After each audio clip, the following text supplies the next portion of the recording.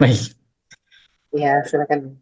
Bismillah, Bisa ya. Alhamdulillah, Assalatu wassalamu ala Rasulillah, wa ala alihi wa sahbihi wa mawalah, wa ba'd. Alhamdulillah, di malam hari ini, dengan izin Allah Subhanahu wa Ta'ala, kita bisa bersama-sama menjalankan sebuah program kita yang sama kita ketahui, yaitu konsultasi syariah. Untuk memanfaatkan waktu di bagian awal, kita berikan sedikit motivasi-motivasi tentang perkara-perkara yang bisa membantu untuk kita selalu mengamalkan ilmu-ilmu yang kita miliki. Judul kita insya Allah pada malam hari ini yaitu tentang orang berilmu laksana tanah subur, penumbuh kehidupan, penebar keberkahan. Materi ini sebenarnya bersumber dari hadis Rasulullah Shallallahu Alaihi Wasallam yang diriwayatkan dari Abu Musa al-Asy'ari radhiyallahu anhu bahwa Rasulullah Shallallahu Alaihi Wasallam pernah bersabda, Inna mathala ma ba'athani Allahu bihi azza wa jalla minal huda wal ilm. Sesungguhnya permisalan hidayah yang Allah Subhanahu wa taala utus aku dengannya, kamathali ghaithin asabal arda, bagaikan sebuah air hujan yang jatuh ke atas bumi. Fakanat minha ta'ifatun tayyibatun qabilatil ma' fa'ambatatil kala' wal ushb al-kathir. Di antara tanah-tanah yang mendapatkan hujan itu, ada tanah yang menampung air hujan, maka dia bisa menumbuhkan tumbuh-tumbuhan yang sangat banyak, rumput-rumputan yang bermanfaat bagi manusia. Wa kanat minha ajadib amsakatil ma'. Ada juga jenis air jenis tanah yang lain yang dikenai oleh air hujan. Dalam hal ini air hujan hidayah dan ilmu dari Allah Subhanahu wa taala yang diturunkan kepada Rasulullah Shallallahu alaihi wasallam. Tanah itu berupa tanah-tanah yang kering, namun amsakatil ma, tanah itu bisa menahan air. Fanafa'allahu bihan nas, maka manusia pun bisa mengambil manfaat dari genangan-genangan air tersebut. Fasyaribu minha wasaqaw wara'aw. Mereka bisa memanfaatkan air itu dengan meminumnya atau mengembalakan ternak-ternak mereka dengan itu. Wa asaba ta'ifatan minha ukhra, dan ada juga jenis tanah yang ketiga, innama hiya qi'anun la tamsikul ma. Tanah yang kering, tandus dan tidak bisa menahan air. Dia tidak berfungsi untuk bisa menahan air. Wala tumbitu kala'an, dan dia tidak menumbuhkan tumbuh-tumbuhan. Maka Rasulullah Shallallahu alaihi wasallam menutup dengan sabdanya, fadzalika mathalu man faqiha fi dinillahi wa man wa nafa'ahu ma ba'athani Allahu bihi. Itulah permisalan orang-orang, itulah perumpamaan orang-orang yang memahami agama yang Allah utus aku dengannya. Perumpamaan orang-orang yang memahami agama Allah lalu mendapatkan manfaat dari apa yang Allah utus aku dengannya. Fa'alima wa 'allam, maka dia belajar dan dia juga bisa mengajarkan ilmu yang dia dapatkan. Wa mathalu man lam yarfa' bidzalika ra'san, dan permisalan orang-orang yang tidak memberikan perhatian mereka, perumpamaan orang-orang yang tidak peduli dengan ilmu yang Rasulullah sallallahu alaihi wasallam bawa, walam yaqbal hudallahi alladzi ursiltu bihi, dan dia tidak menerima hidayah yang Allah Subhanahu wa taala utus aku dengannya. Hadis ini sahih, diriwayatkan oleh Imam Bukhari dan Imam Muslim. Dapat kita simpulkan bahwasannya dalam perumpamaan di hadis ini, Rasulullah Shallallahu alaihi wasallam mengumpamakan pertama hidayah dari Allah Subhanahu wa taala yang turun ke bumi bagaikan air hujan. Karena air hujan itu memberikan manfaat yang sangat besar bagi bumi. Air hujan membawa sebuah keberkahan. Demikianlah wahyu yang Allah Subhanahu wa taala turunkan ke atas bumi ini. Keberkahan demi keberkahan terkandung di dalam wahyu yang sangat besar itu. Lalu Rasulullah membagi manusia atau membagi jenis-jenis umat ini menjadi 3 bagian. Seperti Rasulullah menyebutkan 3 jenis tanah yang terkena dengan air hujan. Ada perumpamaan yang pertama yang Rasulullah SAW sebutkan pada hadis tadi, yaitu perumpamaan tanah yang baik, tanah yang bagus, yang menyerap air lalu menumbuhkan rumputan dan tumbuh-tumbuhan yang banyak. Ini merupakan perumpamaan yang Rasulullah SAW sebutkan untuk orang-orang yang memahami agama Allah, mendapatkan manfaat dari agama yang dari ilmu yang Rasulullah SAW sampaikan, maka ia belajar dari ilmu-ilmu yang Rasulullah ajarkan dan dia mengajarkannya. Begitu pula orang mukmin yang menimba ilmu, menghasilkan amal saleh, memberikan manfaat dengan ilmunya kepada orang-orang lain dalam kehidupannya, bagaikan tanah yang bisa menampung air hujan, dia menumbuhkan tumbuh-tumbuhan, dan dia bisa memberikan keberkahan, menyebarkan keberkahan dan manfaat kepada banyak manusia yang singgah di tempat tersebut. Bahkan ilmu yang didapatkan oleh seorang muslim, lalu dia mengajarkannya dan dia mengamalkannya pada dirinya, lalu dia mengajarkannya, ini dapat menghidupkan hati dia, menghidupkan hati seorang manusia, dan bisa menumbuhkan cinta kepada Allah dan cinta kepada Rasulnya pada hati-hati orang-orang yang lain. Ini jenis tanah yang pertama dalam perumpamaan Rasulullah Sallallahu Alaihi Wasallam. Perumpamaan yang kedua yaitu tanah yang dikenai air hujan, walaupun tanah itu tandus, tanah itu kering, dia tidak bisa menumbuhkan tumbuh-tumbuhan, tapi tanah itu dapat menampung air. Dia masih bermanfaat walaupun tidak ada tumbuhan yang tumbuh darinya. Dia menampung air hujan tersebut. Lalu orang-orang yang mungkin bersafar, melakukan perjalanan jauh, menemukan genangan air, mereka masih bisa memanfaatkannya. Lalu Allah Subhanahu wa taala memberi manfaat dengannya kepada manusia. Ini adalah permisalan orang-orang yang memahami agama, mereka belajar terhadap agama, lalu mendapatkan manfaat dari ilmu syar'i yang dia dapatkan, yang diajarkan secara bersanad dari Rasulullah Sallallahu Alaihi Wasallam. Maka ia belajar, dia mengajarkannya. Hanya saja perbedaan perumpamaan kedua dengan perumpamaan pertama adalah levelnya agak di bawah sedikit daripada nomor 1 di atas. Kalau nomor 1 di atas bisa menumbuhkan tumbuh-tumbuhan, lalu bisa memberikan keberkahan kepada orang-orang selainnya. Adapun perumpamaan yang kedua ini, dia mendapatkan manfaat ilmu syar'i pada dirinya, lalu dia hanya bisa mentransfer ilmu syar'i itu. Kalau kita ibaratkan di dalam ilmu fikih misalnya, dia merupakan seorang yang memahami sedikit dari ilmu fikih, dia bisa mengajarkannya, namun dia tidak sampai pada taraf para ulama, dia tidak sampai pada taraf para ilmuwan Islam yang tinggi keilmuannya, bisa mengistimbat, mengeluarkan hukum-hukum dari dalil-dalil syar'i. Namun orang seperti ini, permisalan orang seperti ini, dia juga sangat bermanfaat, bagaikan tanah yang walaupun dia kering, tapi dia masih bisa menampung ilmu itu. Artinya dia masih bermanfaat bagi manusia-manusia yang lain. Namun jangan sampai kita menjadi perumpamaan orang yang ketiga. Perumpamaan orang ketiga yaitu bagaikan tanah yang hanya hamparan datar, tidak bisa menahan air, tidak pula bisa menumbuhkan tanaman. Jadi air hujan yang sampai pada atas tanah itu pergi begitu saja, namun tidak menyisahkan bekas, tidak memberikan manfaat, tidak menebarkan keberkahan kepada selain tanah tersebut atau kepada orang lain. Perumpamaan orang yang ketiga ini adalah orang yang tidak peduli dengan ilmu agama.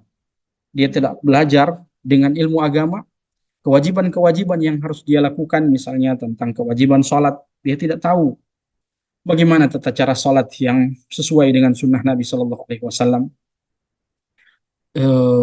Hukum-hukum tentang puasa, hukum-hukum tentang sedekah, zakat dan selainnya yang merupakan kewajiban atas dirinya, namun dia tidak mempedulikan ilmu-ilmu tersebut. Maka perumpamaan orang seperti ini bagaikan tanah yang tandus, walaupun dikenai air hujan, namun dia tidak bisa menampung air hujan itu, tidak bisa menumbuhkan tanaman, sehingga orang lain tidak bisa mendapatkan keberkahan darinya.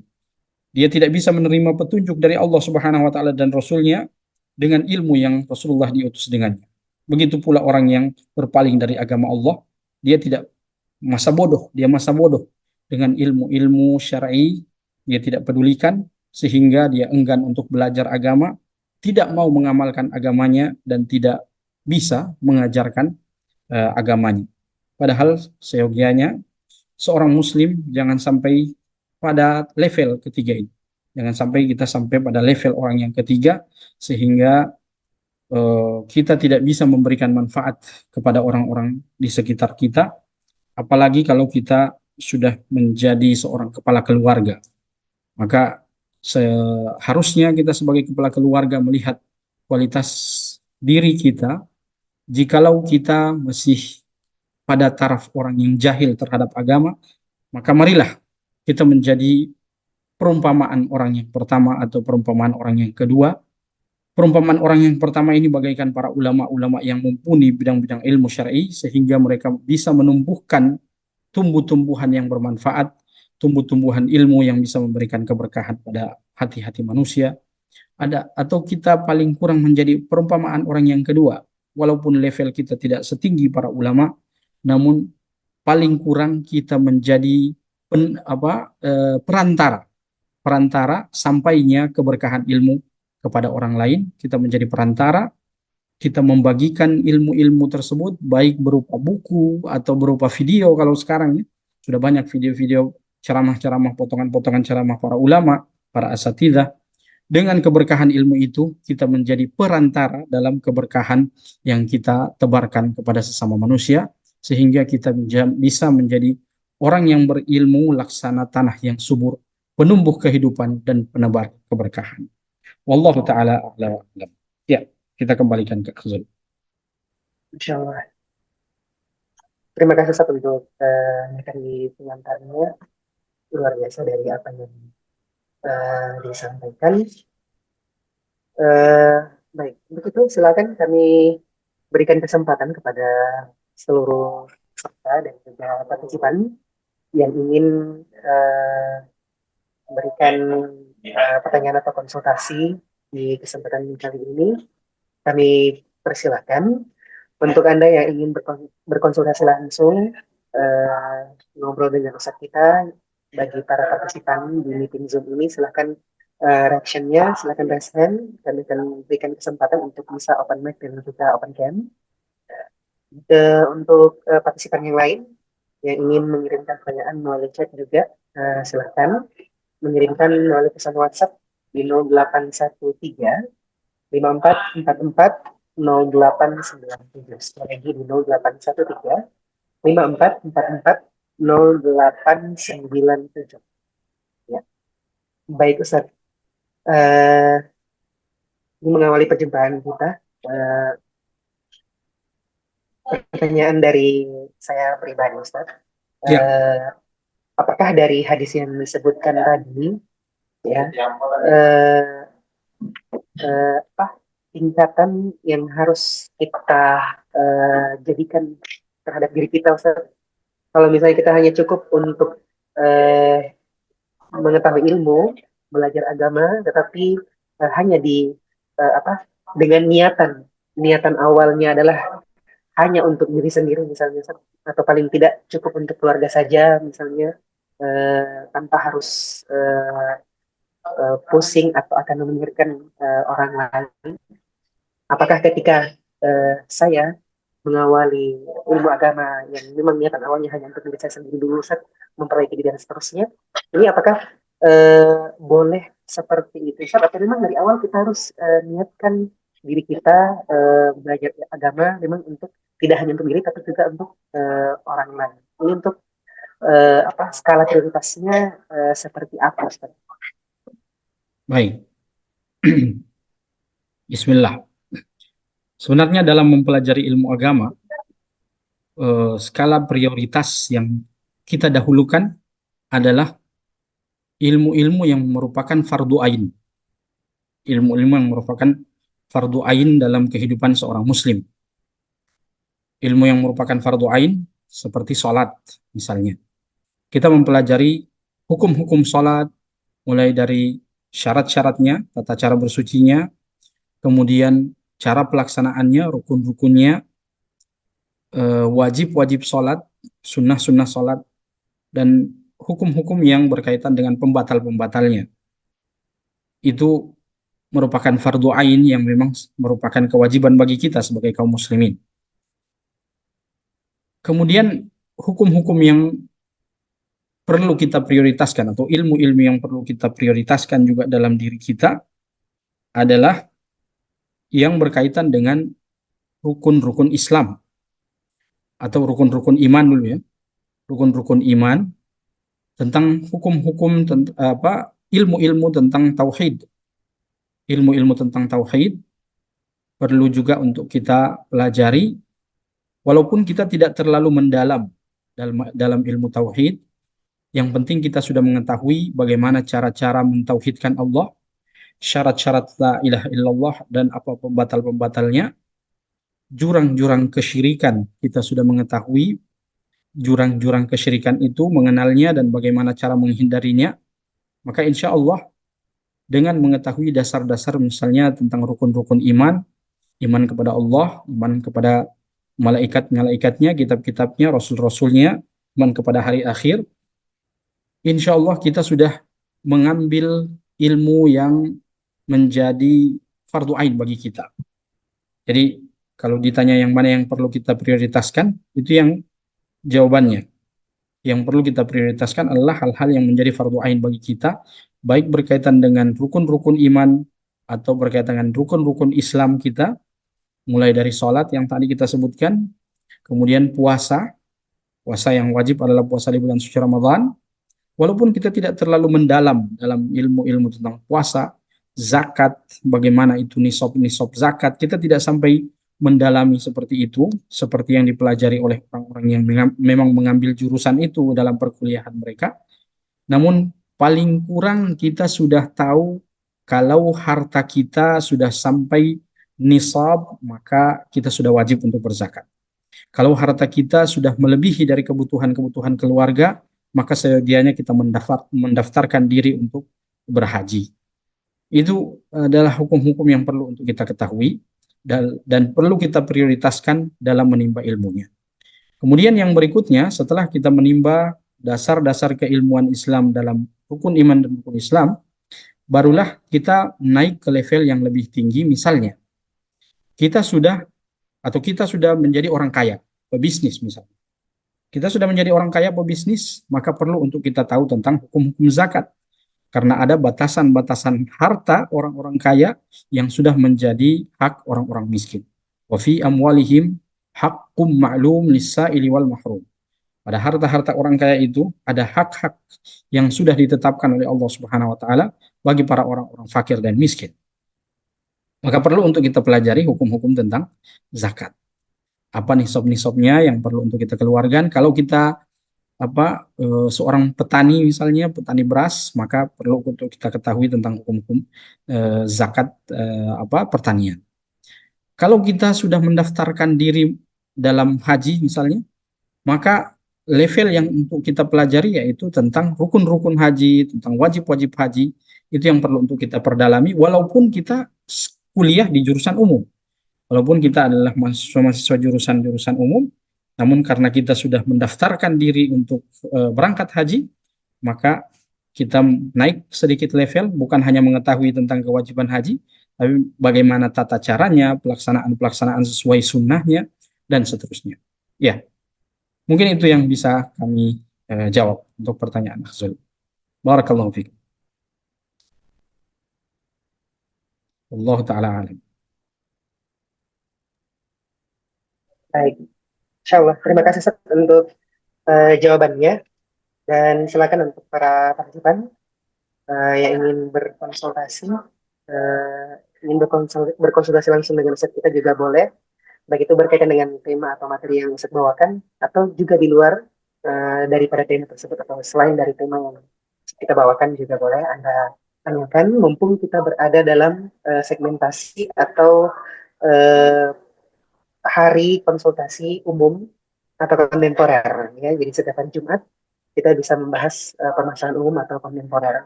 Silakan dikirimkan pertanyaannya, bertanya langsung juga boleh kami akan berikan kesempatan untuk bisa open mic ataupun open cam bersama Ustadz kita di konsultasi syariah di kesempatan malam hari ini. Baik Ustadz, ke pertanyaan berikutnya Ustadz. Iya,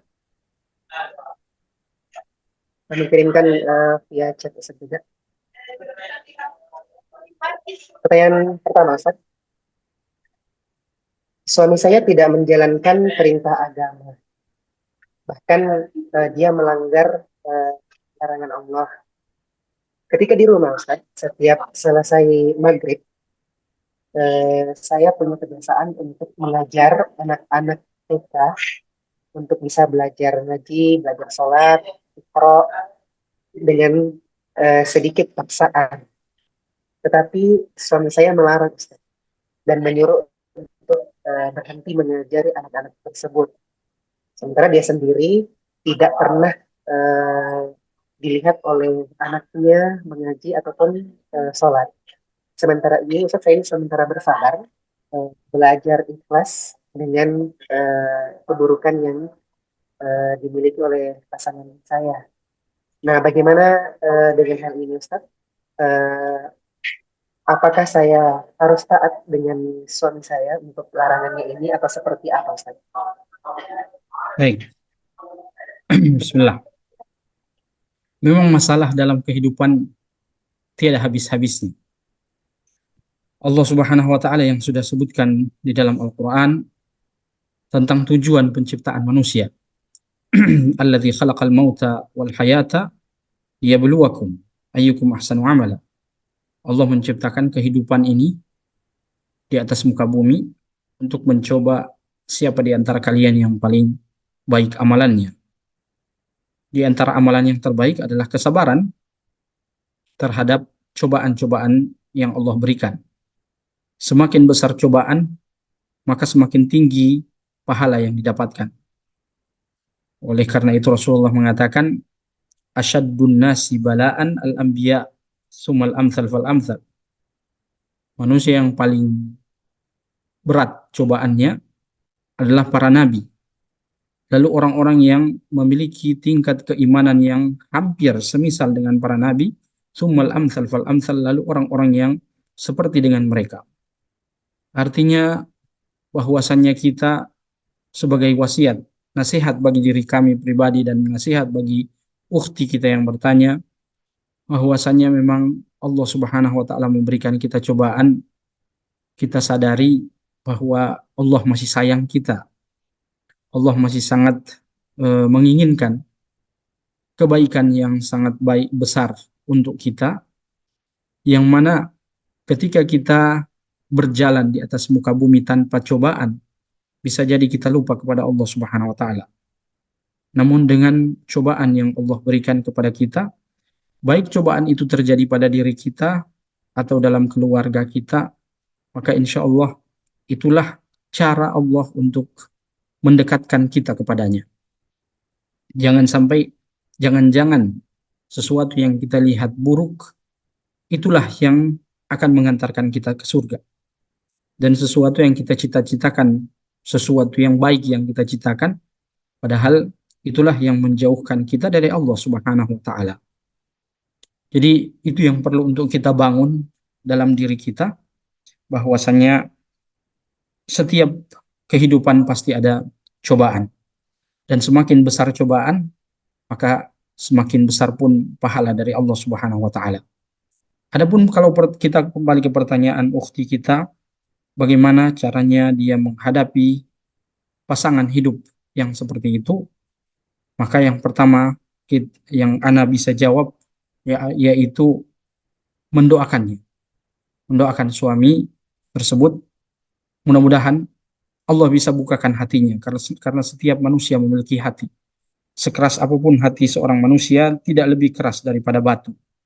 Batu jika ditetesi oleh air dalam waktu yang sangat lama, maka batu itu akan melengkung. Apalagi hati manusia. Jika ditetesi dengan doa-doa yang tulus dari seorang istri di tengah malam gelap gulita, doa-doa yang tulus dalam sujud-sujudnya dengan air matanya, maka insya Allah Allah Subhanahu wa taala memberikan kebaikan bagi suami yang dituju tersebut atau bagi orang yang kita sayangi dalam hidup ini.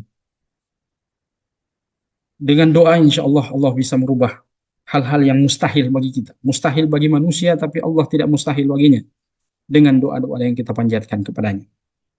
Kemudian kalau pertanyaan ukhti kita yang tadi bagaimana kita menghadapi seperti itu, yang kedua setelah doa memang kita perlu untuk berusaha. Berusaha bukan hanya doa, karena doa tanpa usaha itu bagaikan tawakal yang tiada berguna. Maka kita juga perlu untuk berusaha. Bisa kita kalau kita tidak bisa langsung menyampaikan nasihat karena mungkin ada dinding pembatas yang begitu besar antara kita dengan dia, maka mungkin kita bisa mengambil jalan lain dengan meminta nasihat misalnya dari orang tua kita atau dari paman yang disegani untuk bisa memberikan nasihat pada suami tersebut agar supaya dia bisa kembali kepada jalan yang baik. Karena kalau kita melihat pekerjaan ukhti kita tadi mengajarkan Al-Quran, ini adalah pekerjaan yang sangat mulia. Khairukum man ta'allama al-Qur'ana wa 'allamahu. Sebaik-baik kalian adalah yang mengajarkan mempelajari Al-Qur'an dan mengajarkannya. Pahalanya bukan hanya pahala yang biasa-biasa saja, tapi pahalanya adalah per huruf yang dibacakan oleh anak-anak yang mendapatkan ilmu. Maka selama anak itu membaca Al-Quran, pahalanya pun akan mengalir kepada orang yang mengajarkannya. Jadi kalau ada seorang suami yang melarang istrinya untuk mengajarkan Al-Quran, nampaknya perlu untuk dinasihati. Kalau kita tidak bisa menasihati sendiri, maka kita bisa minta tolong pada orang tua yang lain, paman, bibi, atau ustadz yang bisa dengan lemah lembut menyampaikan nasihat tersebut padanya. Kemudian yang ketiga, yaitu bisa kita yang bisa kita lakukan adalah bersabar. Bersabar dan bersabar, insya Allah Allah Subhanahu wa taala memberikan jalan keluar bagi kehidupan ukhti kita tersebut. Barakallahu fikum. Wallahu taala a'lam.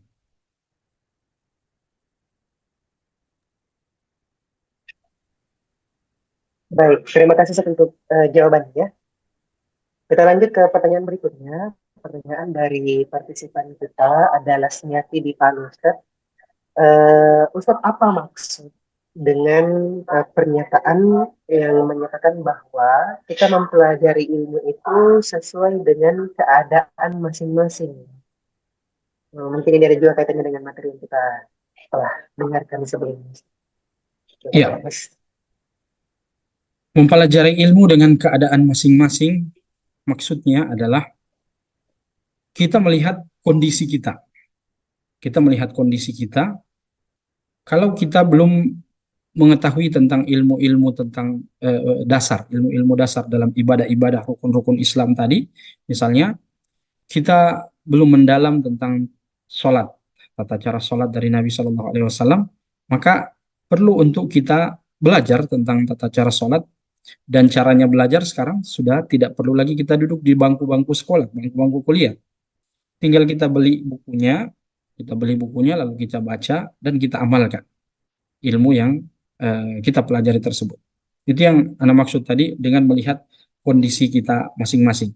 Jadi kita mempelajari yang tadi mulai dari level-level ilmu-ilmu yang wajib kita pelajari, dari ilmu yang menjadi fardu ain dalam diri kita.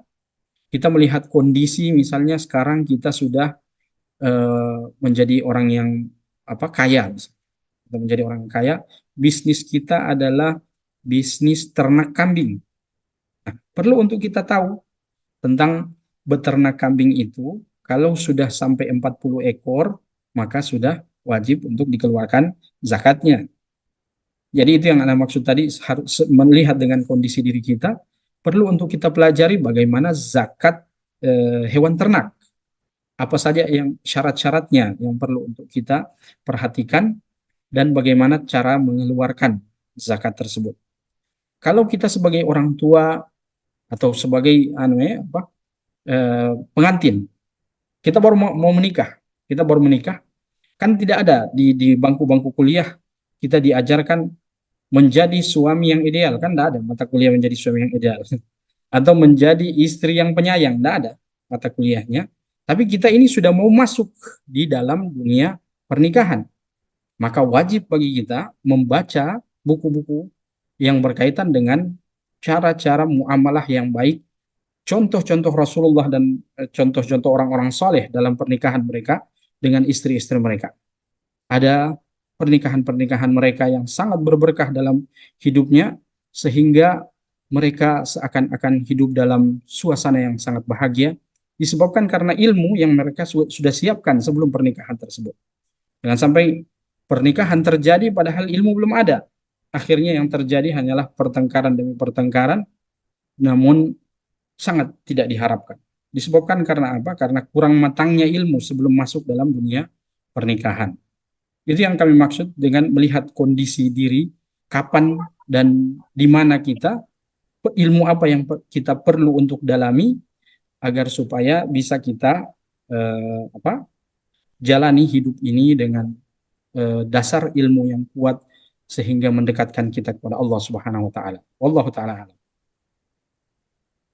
Baik, berarti juga ini sama kalau kita katakan bahwa sebagai seorang muslim kita tidak puas telah belajar yang dasar, tetapi harus terus lanjut, terus belajar sampai Iya, kemudian betul.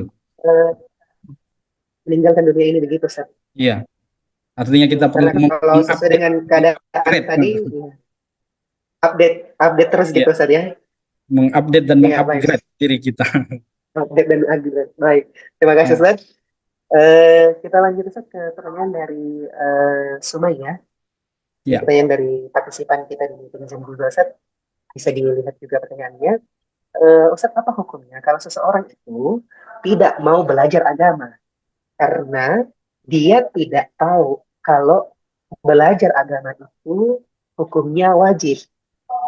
Nah, apakah di sisi lain karena dia tidak tahu ilmu agama itu wajib untuk kita ketahui, apalagi yang tadi ilmu fardu ain itu, Ustaz, apakah dia berdosa dengan kondisinya itu atau ketidaktahuannya itu, Ustaz? Iya. Dalam sebuah hadis Rasulullah Shallallahu Alaihi Wasallam mengatakan yurfa'u al-qalamu an thalathin. Allah akan mengangkat pena catatan amal, baik itu catatan amal baik atau catatan amal buruk, dari 3 jenis manusia. Yang pertama, anil as-sabi hatta yahtalim. Anak kecil tidak akan dicatat dosa-dosanya sampai dia baligh. Wa anil naim hatta yufiq. Orang yang tidur tidak akan dicatat dosa-dosanya walaupun dia ngelantur saat tidurnya, berbicara yang tidak benar, tapi tidak dicatat sebagai dosa hatta yufiq, sampai dia bangun. Hatta yastayqil, sampai dia bangun. Yang ketiga, wa anil majnun hatta yufiq. Dan dari orang yang gila sampai dia sadar. Dia sadar kembali. Jadi para ulama ketika menjelaskan hadis ini, mereka memasukkan orang yang orang yang tidak tahu, orang yang jahil terhadap agama dan dia tidak tahu apakah ini wajib kita pelajari atau tidak wajib kita pelajari. Memang sejak dasar dia belajar SD sudah SD umum, sejak SMP dia juga masuk SMP umum, mungkin juga lingkungannya juga ketika dia SMA sampai kuliah juga dia berada di lingkungan yang jauh dari agama, sehingga dia tidak mengetahui mana dasar-dasar agama yang perlu dipelajari sampai dia meninggal. Maka ini dimasukkan pada kategori yang pertama tadi, anis sobi atau yahtalim, dari orang yang anak yang masih kecil, dia masuk dalam orang yang dia tidak tahu. Dia tidak tahu apa yang perlu untuk dipelajari, sehingga dia insya Allah tidak berdosa. Secara umum, orang yang tidak tahu itu tidak berdosa. Orang yang tidak tahu. Namun, kalau dia sudah tahu, apalagi kalau di zaman kita sekarang, sudah zaman sangat modern, kalau dia sudah punya HP, pasti paling kurang ceramahnya Ustadz Dasat Latif pasti sampai di HP-nya itu. ceramah-ceramah yang dibarengi dengan guyonan-guyonan, pasti sampai sama dia, maka paling kurang dia tahu tentang kewajiban-kewajiban dirinya sebagai muslim, tentang bagaimana sholat, tentang bagaimana puasa, maka menjadi kewajiban atasnya untuk mengetahui apa dasar-dasar agama yang menjadi fardu ain bagi dirinya dan dia wajib untuk mempelajarinya. Kalau dia enggan untuk mempelajarinya, bahkan ada apa niatan apa ada eh, gelagat untuk menghinakan agamanya, maka ini yang perlu untuk kita dakwahi dan perlu untuk kita sadarkan kepadanya bahwasanya eh, agama ini bukanlah perkara biasa, namun agama ini keilmuan-keilmuan yang ada di dalamnya, hidayah-hidayah yang Rasulullah diutus dengannya, bagaikan air hujan tadi dalam hadis tadi. Dia bukan hanya bermanfaat bagi diri kita, namun bisa menebarkan kebaikan, keberkahan dalam kehidupan kita. Ketaatan kita dalam beragama, walaupun itu hanya dalam dasar-dasar agama, misalnya masuk WC dengan kaki kiri, keluar WC dengan kaki kanan, masuk WC dengan doa, Allahumma inni a'udzubika minal khubuthi wal khaba'ith, keluarnya dengan doa, semua itu mengandung keberkahan. Allah jaga kita dari gangguan-gangguan syaitan. Saat kita keluar rumah, kita berdoa dengan keselamatan, doa keluar rumah. Insya Allah semua mengandung kebaikan yang jangan-jangan di jalan itu kita bisa tabrakan, tapi dengan doa kita keluar rumah, Allah Subhanahu wa taala jaga kita dari hal-hal yang buruk yang bisa terjadi dalam perjalanan. Maka ini yang perlu untuk kita tingkatkan kesadaran kepada sesama kaum muslimin bahwasannya kita perlu untuk mempelajari agama karena keberkahannya bukan hanya di dunia tapi sampai membawa kita kepada kebahagiaan akhirat, yaitu menggapai surga Allah Subhanahu wa taala. Allah taala.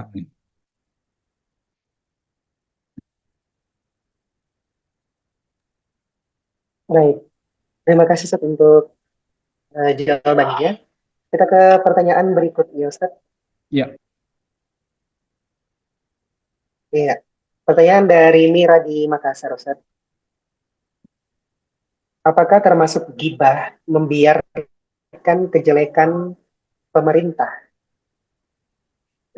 seperti yang mungkin kita rasakan pada saat viralitas sosial media ini, Ustaz? Misalnya contoh salah seorang eh, DPD yang misal nilainya jelek waktu sekolah, punya selingkuhan dan keburukan-keburukan lainnya.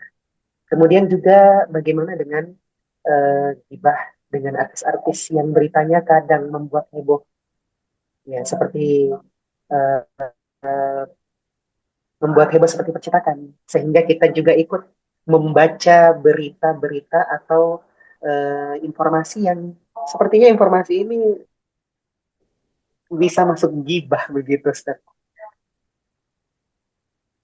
iya. Itu ya pertanyaan. Ya, berarti dia tanyakan apakah termasuk gibah membiarkan. Ini membiarkan atau membicarakan. Membicarakan kayaknya, ya. Salah kayaknya tulis. Ya, karena kalau membiarkan berarti kita enggak ngomongkan, enggak bicarakan. Karena gibah itu adalah syaratnya adalah kita ngomongkan. Adapun kalau dia hanya terbesit dalam hati, kita mengatakan oh orang ini buruk, orang ini tidak baik, tapi itu hanya di dalam hati, itu belum disebut sebagai gibah. Karena definisi gibah, sebagaimana Rasulullah SAW sebutkan, gibah itu adalah zikruka akhaka bima yakrah. Iya, sudah ada jawabannya, membicarakan. Gibah itu adalah menyebutkan, membicarakan tentang saudaramu sesama muslim atau saudaramu sesama manusia dalam perkara-perkara yang dia tidak sukai, dalam perkara-perkara buruk yang berkaitan dengan dirinya. Itulah ghibah. Sehingga kalau pertanyaannya apakah ini termasuk ghibah, membicarakan tentang keburukan-keburukan para pemimpin kita, mendengarkan berita-berita artis di TV-TV kita, maka kita jawab jika itu merupakan keburukan bagi orang tersebut dan dia tidak suka untuk diomongkan, maka kalau kita nimbrung di dalam dunia cerita tersebut itu juga termasuk gibah. Itu termasuk gibah, makanya kalau di pagi-pagi hari kan biasa ada itu acara-acara di TV pagi-pagi bicara tentang artis, itu usahakan jangan diikuti, usahakan dihindari, Kita jaga kita punya anak-anak, kita jaga kita punya keluarga, kita pun jaga kita punya diri sendiri. Jangan sampai terjatuh dalam acara-acara membicarakan tentang aib-aib orang lain, sehingga kita masuk dalam ancaman Allah Subhanahu wa taala, ayuhibbu ahadukum ayyakula lahma akhihi maitan fakarihtumuh. Sukakah kalian memakan daging saudara kalian yang sudah busuk? Pasti kalian tidak suka. Demikianlah dosa gibah yang Allah Subhanahu wa taala gambarkan dengan begitu menjijikkannya, agar supaya kita sebagai kaum muslimin menyadari bahwasanya menceritakan keburukan seseorang itu merupakan sesuatu yang tidak dibolehkan. Namun beberapa ulama, di antaranya adalah Imam Nawawi, atau lupa itu Imam Ibnu Qayyim Al-Jauziyah, yang menyebutkan ada beberapa kondisi di mana kita boleh menceritakan keburukan orang lain. Ada beberapa kondisi di mana kita boleh menceritakan keburukan orang lain, yaitu di antaranya adalah kondisi misalnya di depan hakim, di depan pengadilan, ketika hakim menanyakan kepada kita tentang apa yang dilakukan oleh seorang pelaku kriminal, lalu kita sebutkan semua keburukan-keburukannya, 1, 2, 3, ABCD, itu bukan gibah. Bahkan itu dibolehkan dalam peradilan Islam, walaupun kita menyebutkan keburukan-keburukan orang yang menjadi tersangka tersebut. Di antara gibah-gibah yang dibolehkan juga adalah ketika mendamaikan suami istri. Mendamaikan suami istri, bukan suami dan istri yang saling cerita sama orang tuanya, bukan ya. Tapi memperdamaikan mereka. Sudah ada penengah yang kita percayai, maka istri mengeluarkan semua unek-uneknya, suami mengeluarkan semua unek-uneknya, tapi orang yang diajak untuk memperdamaikan memang orang yang sudah terpercaya. Sehingga orang tersebut dia duduk sebagai penengah, sebagai hakim yang bisa memperdamaikan dua pasangan yang dikacaukan kehidupannya dalam tanda kutip oleh syaitan. Pasti syaitan yang bermain dalam rumah tangganya, karena tujuan syaitan adalah memisahkan hubungan suami istri. Itu adalah tujuan syaitan yang utama. Ketika seorang suami dan istri bisa bercerai, maka di majelis iblis dalam sebuah hadis disebutkan itu adalah satu level kesuksesan tertinggi bagi seorang syaitan yang bisa mengganggu kenyamanan sebuah rumah tangga sampai mereka bercerai. Jadi itu diantara posisi-posisi atau kondisi-kondisi di mana menceritakan keburukan orang lain itu dibolehkan. Kalau di dunia ilmu hadis, yaitu ketika menjelaskan kedhaifan sebuah hadis, kelemahan sebuah hadis, maka perlu dijelaskan siapa saja perawi-perawi hadis itu, apa level-level tingkatan keburukan hafalannya, itu bukan juga termasuk dari ghibah. Adapun kalau hanya menceritakan tentang aib-aib para artis, maka lebih baik kita hindarkan, karena kita menceritakan keburukan mereka atau kita mengetahui kebaikan mereka juga tidak menambah iman. Tidak ada iman kita yang bertambah dengan mengetahui hal tersebut. Sebaiknya kita mendengarkan ceramah-ceramah yang lebih menumbuhkan iman dan memberikan motivasi kita untuk bisa dekat kepada Allah Subhanahu wa taala. Ya, wallahu taala a'lam. Baik, terima kasih Ustaz untuk jawabannya. Masih ada beberapa pertanyaan di kolom chat kita, Ustaz. Kita akan baca dan sesuai dengan runutan Ya, inputnya. Meskipun waktu kita semakin terbatas, Ustaz. iya. Iya, pertanyaan berikutnya, Ustaz, ini berkaitan dengan arisan. Pertanyaan dari partisipan kita, Novi. Ustaz, untuk arisan, nominalnya itu 100.000 per bulan. Kemudian ada iurannya 30.000 juga dalam per bulannya. Ini dalam kompleks perumahan, Ustaz. Jadi untuk uang 30.000 itu yang per bulan itu ditujukan untuk konsumsi bulanan ketika arisan tersebut dilaksanakan. Jadi nggak pakai yang 100.000 per bulan yang akan di-lot itu, Ustaz. Iya. Dan kadang juga untuk dikeluarkan jika ada anggota yang sakit. Ini seperti iuran lah yang 30.000 itu. Nah, gimana bentuk arisan yang seperti ini? 100.000 per bulan, tetapi ada tambahan iuran 30.000. 30.000 untuk konsumsi ya? Iya, Ustaz. Konsumsi ataupun hal-hal yang berkaitan dengan keanggotaan Ya, iuran. Ya, baik. Pertama, kita jawab dulu arisannya. Iya, konsep arisannya. Konsep arisan, Allah Ta'ala alam, yang kami ketahui bahwasanya konsep arisan itu adalah konsep pinjam meminjam. Dia akad akad hutang piutang. Akadnya itu adalah hutang piutang. Jadi kalau kita gambarkan misalnya ada 10 orang yang berarisan, mereka masing-masing membayar 100.000, maka terkumpul berapa? 1 juta. Terkumpullah 1 juta, kemudian saat diundi, keluarlah nama si A misalnya. Maka si A yang mengambil 1 juta itu, dia berhutang pada si B, C, D, E, F, dan seterusnya. Jadi akadnya itu adalah akad hutang piutang. Oleh karena itu, setelah si A mendapatkan undian di bulan 1 misalnya, maka bulan kedua namanya sudah tidak masuk dalam undian dan seterusnya. Karena kenapa dia tidak masuk dalam undian? Karena dia tetap harus membayar 100.000 sebagai pembayarannya atas hutangnya dengan bentuk cicil. Jadi dia tetap membayar hutangnya, tapi dia membayar 100.000 itu adalah pembayaran hutang secara cicil. Jadi jelas ya, akad akad arisan itu adalah akad hutang piutang, akad dain dalam bahasa Arabnya. Kemudian perlu kita ketahui bahwasanya dalam akad hutang piutang itu tidak boleh ada apa sesuatu yang lebih, sesuatu yang lebih atau bunga ya kita sebutkan. Dalam akad hutang piutang tidak ada sesuatu yang lebih. Sehingga kalau ada sesuatu yang lebih dalam akad hutang piutang, dia akan menjadi riba. Misalnya yang tadi disebutkan dalam pertanyaan, yaitu bagaimana kalau dalam arisan ngumpul-ngumpulnya pasti beli kue, ngumpul-ngumpulnya pasti bikin bikin minuman segar, minuman es misalnya dan sebagainya. Maka kalau digunakan uang uang yang 100.000 tadi digunakan sebagai pembeli konsumsi, maka disitulah terjadi ribanya, karena pemilik rumah atau pemilik ya tempat yang dijadikan sebagai tempat arisan, dia akan menyiapkan sesuatu yang lebih dari apa yang tidak wajib untuk dia siapkan, sehingga para penghutang-penghutang yang lainnya akan mendapatkan manfaat dari makanan tersebut. Nah, sehingga solusi yang ditawarkan oleh para ulama kita tadi itu, iuran tambahan.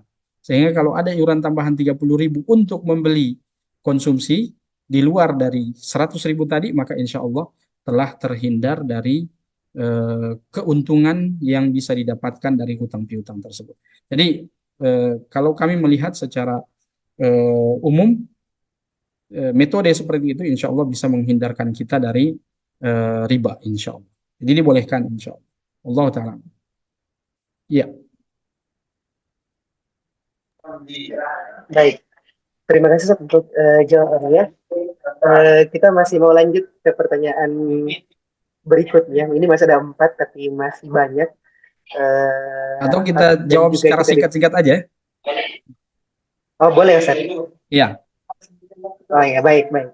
Ini kebijakan dari Ustaz sendiri, silahkan. Baik, kita lanjut ke pertanyaan berikutnya, Ustaz. Dari Rosita yang saat ini mempunyai bayi yang masih dalam ASI. Seringnya di jam sholat itu, Ustaz, sang bayi ini, anaknya ini menangis. Kadang tidak mau dilepas ditinggal. Kadang juga karena mau menyusui. Apakah dalam kondisi seperti ini tetap mendahulukan sholat di tepat waktunya, atau ditenangkan dulu sang bayi, kemudian baru sholat, supaya lebih khusyuk juga, Ustaz? Iya. Memang sholat merupakan suatu kewajiban bagi setiap kaum muslimin. Namun Rasulullah Shallallahu Alaihi Wasallam sendiri dalam sholatnya, dalam sholat berjamaahnya, ketika mendengarkan para sahabiyat, wanita-wanita yang membawa bayi mereka di masjid, mereka menangis, Rasulullah mempercepat sholatnya. Rasulullah mempercepat selesai sholatnya, lalu setelah sholat beliau menyuruh para sahabiyat wanita itu untuk memberikan kasih sayang kepada anaknya sebelum mereka melaksanakan sholat. atau menenangkan anak mereka sebelum mereka melaksanakan sholat. Jadi bisa kita mengambil pelajaran dari sini bahwasannya boleh saja kita mendahulukan anak, apalagi anak yang masih bayi, yang masih umur 1 tahun atau di bawah 1 tahun, itu sangat-sangat membutuhkan kasih sayang dari seorang ibu. Boleh saja kita mendahulukan anak tersebut atas sholat kita selama sholat itu belum keluar dari waktunya. Jadi kalau misalnya sholat zuhur, mulai dari jam 12 sampai asar jam 3.30 misalnya, maka masih boleh kita tenangkan dulu anaknya, masih ada waktu, kecuali kalau waktunya sudah hampir habis, misalnya sudah hampir jam 3.30 tapi anaknya masih rewel, masih menangis, maka boleh kita mendahulukan sholat karena sholat sudah hampir habis waktunya. Namun adapun kalau masih panjang waktunya, lebih baik kita tenangkan dulu anak kita, karena dalam sholat kita juga butuhkan kekhusyuan. Ketika anak kita sudah tenang, maka kita khusyuk pun dalam sholat, insya Allah. Wallahu a'lam. Baik. Terima kasih Ustaz untuk jawabannya. Ini pertanyaan terakhir Ya, dari partisipan kita hamba Allah. Izin bertanya Ustaz, kalau misalnya ilmu agama sang istri lebih tinggi dari suaminya. Nah, bagaimana cara mengajarkan suaminya Ustaz? Karena kan terkadang suami itu tidak mau digurui. Masya Allah. Ini yang bertanya istrinya atau suaminya? Iya. Kalau dalam kondisi seperti itu, istri lebih eh, tinggi keilmuannya daripada suaminya, maka tinggal mereka saja yang saling menghormati satu sama lain. Mereka saja yang saling dengan atas landasan kasih sayang atau landasan cinta yang Allah telah tumbuhkan di dalam hatinya, maka bisa saja seorang istri mengajarkan ilmu-ilmu kepada suaminya. Suaminya bisa mengambil manfaat dari istrinya ketika istrinya lebih tinggi keilmuannya daripada suaminya. Adapun kalau kita melihat contoh-contoh dari kehidupan para sahabat Nabi radhiyallahu anhum atau Rasulullah SAW sendiri ya, kalau kita melihat kehidupan beliau, maka dari sisi ekonomi Khadijah lebih tinggi ekonominya daripada Rasulullah SAW. Namun keharmonisan itu tetap terjaga ketika Khadijah tidak gengsi dengan kondisi ekonominya yang mapan.